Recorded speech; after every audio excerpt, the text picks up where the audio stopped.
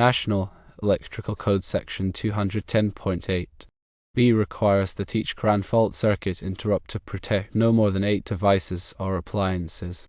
By placing 3 GFCIs on each circuit, you could potentially exceed this limit.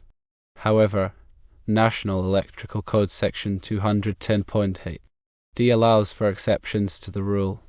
This includes lighting fixtures, which are not considered appliances, electric clock outlets for the timekeeping function, and other devices that are not likely to impose continuous or intermittent loads. If the third GFCI on each circuit is used exclusively for lighting fixtures, electric clock outlets, or other such devices, then the installation would be in compliance with the National Electrical Code. National Electrical Code Section 210.8 A1 requires that garage door openers be placed on a dedicated circuit. Garage door openers draw high current for a short period of time during operation.